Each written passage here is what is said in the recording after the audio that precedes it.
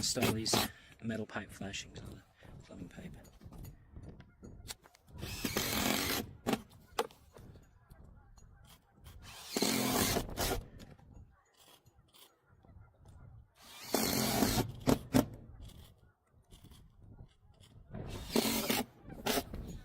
Just like that.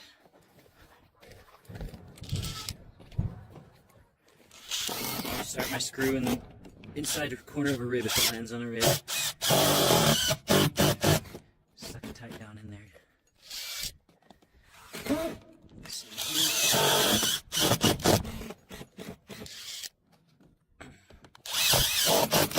Then you just put your screws real close together to seal it up all the way around.